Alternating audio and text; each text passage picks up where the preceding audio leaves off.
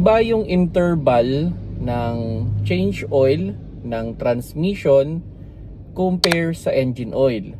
Kumbaga, sa engine oil, kung polysynthetic nilagay, is every 10,000 kilometers or 6 months.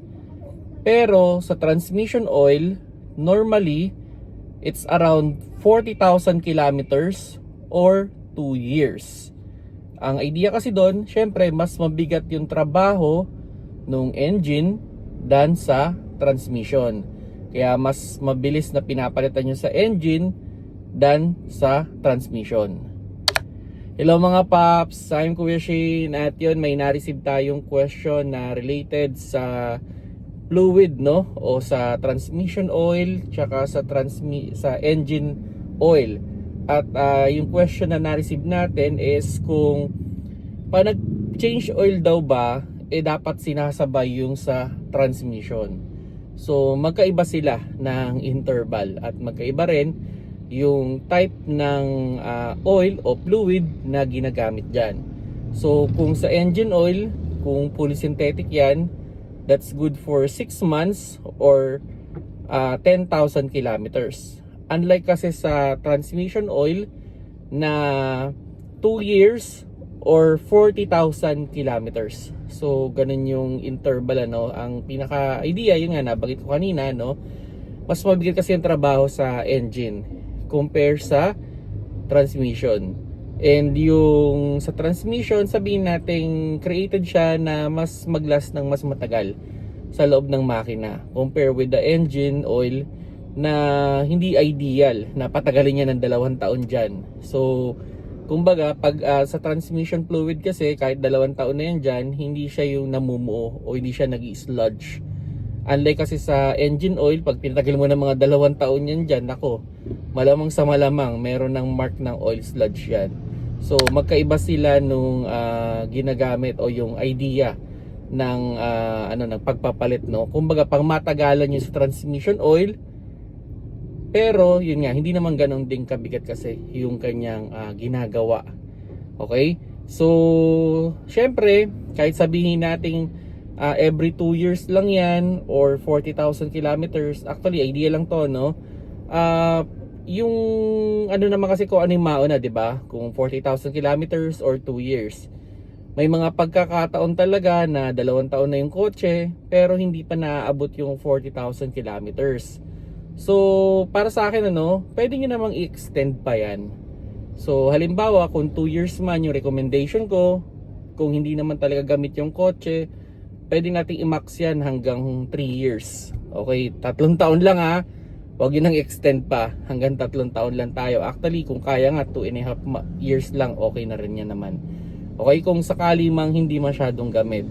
Pero, ito, kung sakali man na naabot nyo na talaga yung 40,000 kilometers, although ito, idea lang din, may mga transmission fluid na daw na kaya na hanggang 80,000 kilometers. Pero pinagtatalunan pa rin to, no? 40,000 or 80,000. Kasi kung may amount ka naman dyan, okay, kung may pera ka naman, kasi normally ito sa private use yung 40,000 kilometers, halos ano yan 2 years talaga yan. Yung medyo medyo gamit na gamit pang kotse to, everyday ride pa to, no.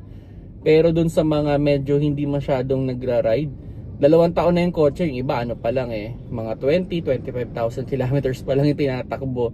So mas lessen, no. Pero yun nga, para sa akin, ano, mas maging mahigpit tayo sa kilometers than sa months o years. Okay, lalo na sa mga fluid. Kasi ano ba yung problema pag sakali mang hindi tayo nagpapalit ng transmission fluid? So isa dyan is yun, pwede siyang magkaroon ng delay yung kanyang pag-shift ng gear. Yan, pwedeng may garalgal, which is worse na yun, ano, yung may garalgal. Pero normally yan, delay yung shift. Tapos syempre hindi rin naman din yung hindi lang din naman kasi yung fluid niyan lalo na sa mga lalo na sa mga automatic, meron din siyang filter. So pag yun ay nag-clog, no, eventually masisira din yung sasakyan ninyo. So it's not all about the liquid din so all about the filter din. So kung yung filter natin is magka-clog dahil sa katagalan, sorry na lang. Kahit okay pa yung liquid natin, kung hindi natin papalitan yung filter, masisira pa rin yung ating sasakyan. Normally sa mga automatic meron siyang filter, pero sa mga manual normally wala. Yan. So kumbaga pag nagpalit tayo niyan, palit lang talaga ng liquid. Drain lang tas karga ng bago. Ganun lang yung sistema, no. Unlike kasi sa automatic, meron siyang meron siyang filter. Meron pa nga iba dalawa pa filter eh. So merong nasa gilid, meron din nasa ilalim, meron din naman isa lang. So depende talaga. So aralin yung boat, no. Pero sa akin, sa experience ko talaga, 40,000 kilometers is good option. Pero actually ako ito personally, ito kotse ko heavy use. 50,000 ako.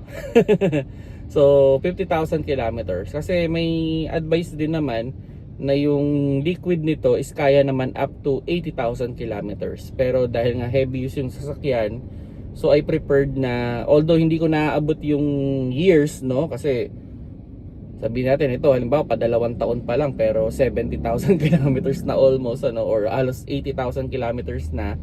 So hindi ko na inaano yung months, no, talagang aabutan ko yan. Pero dun tayo sa kilometers. So sa akin naman, standard ko dito sa kotse ko na to is 50,000 kilometers. Yan, palit ako ng filter, palit ako ng liquid.